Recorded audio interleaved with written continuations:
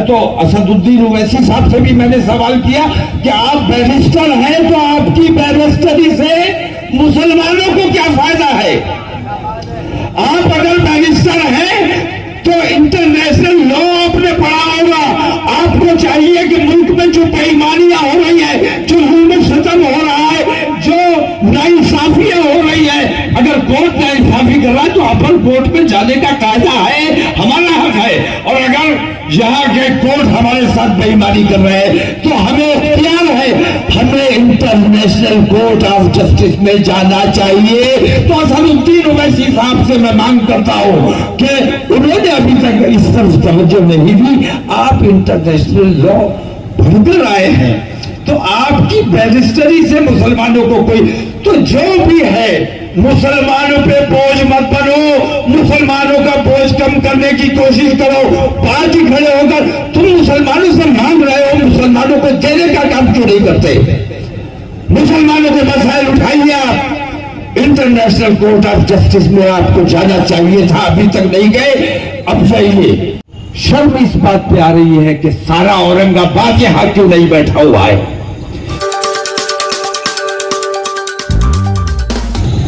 رسول اعظم کے غلاموں نے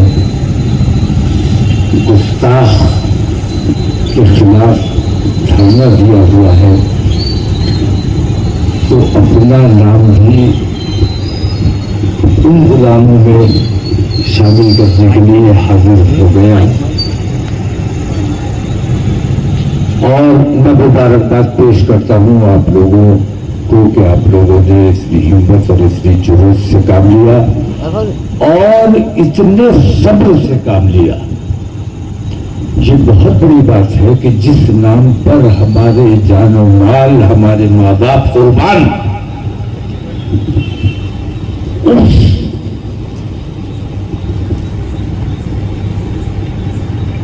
نام کا گستاخ ہم تو مر جائیں یا مار ڈالیں. نعرہ تکبیر!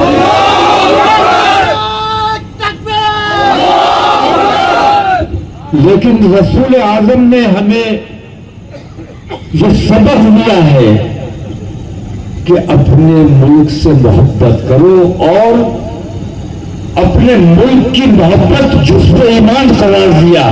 تو ہم الحمدللہ ایماندار لوگ ہیں, ایمان والے لوگ ہیں. ہم اپنے ملک میں بد امنی, افراتفری, دنگا فساد کسی قیمت پر نہیں چاہتے. اگر حکومت یہ چاہتی ہے کہ امن بنا رہے تو یہ ضروری ہے کہ ان ظالموں کے خلاف انہیں ایکشن لینا چاہیے, ورنہ مسلمان کب تک صبر کرے گا؟ اس کے صبر کا امتحان مت لو. ہم اپنے ملک سے محبت کرتے ہیں, ہم نے اتنا بڑا حملہ جو برداشت کیا, اس کے باوجود ہمارے نوجوانوں نے صبر سے کام لیا ہے اور یہاں دھرنا لگا کے بیٹھے ہیں, جبکہ یہ جانتے ہیں کہ ہم دھرنے میں کس سے کیا مانگ کر رہے ہیں. اسی کے اشارے پر گستاخیاں ہوئی ہیں تو ہماری بات نہیں مانی جائے گی. لیکن ہم دنیا میں یہ دکھانا چاہتے ہیں کہ ہم اپنے ملک سے محبت کرتے ہیں, اپنے ملک میں بدامنی نہیں چاہتے, لیکن ہمارے صبر کا امتحان لیا جا رہا ہے.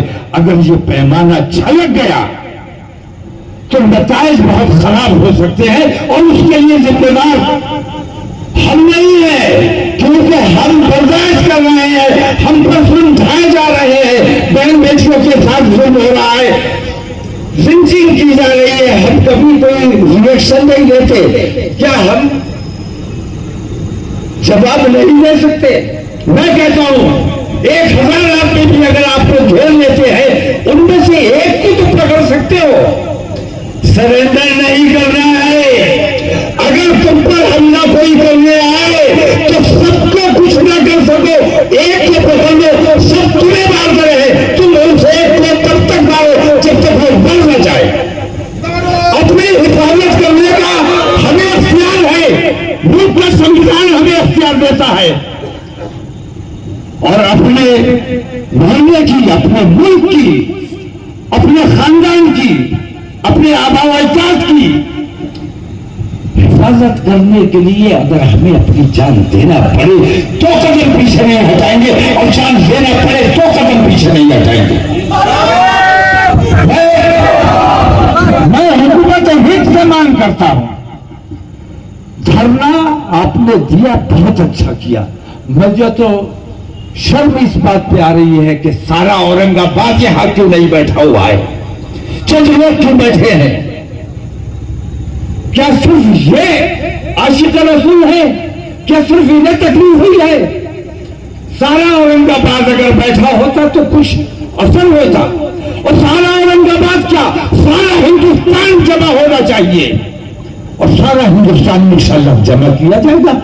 ہم جو کوشش کر رہے ہیں کہ ان تمام بے ایمانیوں کے خلاف، ان تمام ظلم و ستم کے خلاف، جس طرح آپ یہاں آج دھرنے پر بیٹھے ہیں، ہم کل دلی میں دھرنے پر بیٹھیں گے، تاریخ کا اعلان کیا جائے گا، اور پورے ملک سے ہم 20 کروڑ ہے یا 30 کروڑ ہے اس بحث میں نہیں جاتا، ہم جتنے بھی ہیں اگر صرف 1% گھر سے نکل آئے، دلی کچھ کرنے کا اعلان کیا، ہاتھ میں ترنگا لے کر اپنے ملک کی محبت کا اظہار کرتے ہوئے، نریندر مودی جب تک استعفا نہیں دے گا تب تک دھرنا ختم نہیں کیا جائے گا۔ بتاؤ ٹھیک ہے کہ غلط ہے؟ اسی کی سرپرستی میں یہ ساری بے ایمانیاں ہو رہی ہیں۔ ہم اپنے ملک سے محبت کرتے ہیں، اس لیے ہم چاہتے ہیں کہ نریندر مودی جو ہمارے ملک کو نقصان پہنچانے کا کام کر رہا ہے، پورا ملک بیچ دیا، اب اس کے پاس کچھ نہیں بچا تو اوقاف کو نظر آ گئی۔ ہم اپنے اوقاف نہیں بکنے دیں گے، ہمارے جو ملک کو بیچا ہے، ہم اپنے ملک سے محبت کرتے ہیں۔ نریندر مودی سے ہماری نفرت اس لیے نہیں ہے کہ وہ مسلمانوں کا دشمن ہے، نریندر مودی سے ہماری نفرت اس لیے ہے کہ وہ ہمارے دیش کو نقصان پہنچانے کا کام کر رہا ہے، اور جو ہمارے دیش کو نقصان پہنچا رہا ہے اسے کسی قیمت پر سچا مسلمان جو اپنے وطن سے محبت کرتا ہے برداشت نہیں کرے گا۔ تو آپ لوگ یہاں جیسے بیٹھے ہیں، انشاءاللہ پورے ملک سے مسلمانوں کو اور سیکولرزم میں یقین رکھنے والے، ہندوستان کے آئین میں یقین رکھنے والے، آئین سے محبت کرنے والے تمام لوگوں کو دعوت دی جائے گی، آپ لوگوں کو اطلاع کی جائے گی۔ انشاءاللہ اس تاریخ میں تمام لوگوں کو یہاں سے چلو، یہاں سے دلی تک جام ہو، تب تو تم عاشق رسول، عشق رسول کا اظہار کرنا آسان کام نہیں ہے۔ ہم اس کی امت ہیں جس نے پیٹ پر پتھر باندھ باندھ کے اپنی امت کے لیے کتنی محنتیں، کتنی قربانیاں دی ہیں، اس نام پر ہم جو کچھ بھی کر سکیں حکم ہے۔ جان دی ہوئی انہی کی تھی، حق تو یہ ہے کہ حق ادا نہ ہوا۔ آپ لوگوں کے دھرنے میں میں شریک ہوا، مجھے بہت خوشی ہے، اور مجھے افسوس ہے کہ اس قسم کے دھرنے ہمیں ملک میں لگانا پڑ رہے ہیں۔ ہماری بہن بیٹیاں محفوظ نہیں ہیں، ہماری مساجد محفوظ نہیں ہے۔ رات میں مسجد تھی، صبح کو مسجد غائب ہو گئی، ایسا ظلم ہو رہا ہے اور میڈیا خاموش ہے۔ تو حکومت بے ایمان،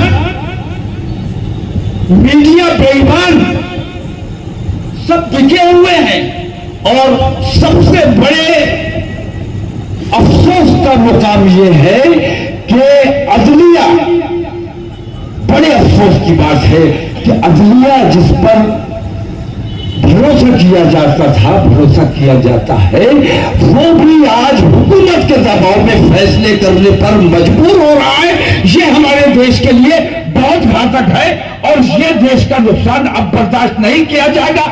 ہندوستان کا عدلیہ بدنام اگر ہو رہا ہے، میں تو اسد الدین اویسی صاحب سے بھی میں نے سوال کیا کہ آپ بیرسٹر ہیں تو آپ کی بیرسٹری سے مسلمانوں کو کیا فائدہ ہے؟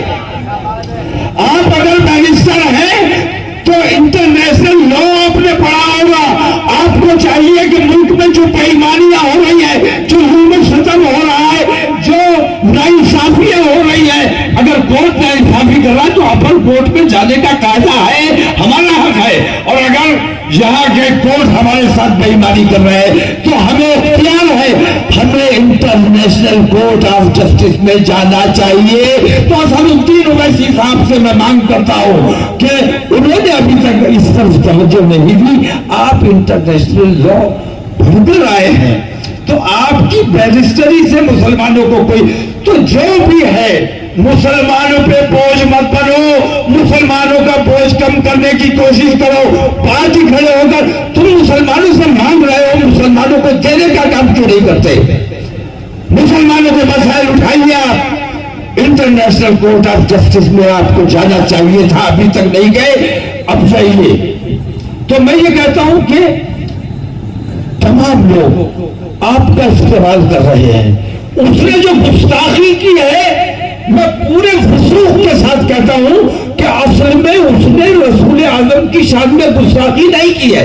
उसका मकसद ही गुस्ताखी करना नहीं था, उसका मकसद अपने आप को मशहूर करना था। हमसे ये गलती हुई है कि उसने मराठी में कुछ बका कुछ भौंका,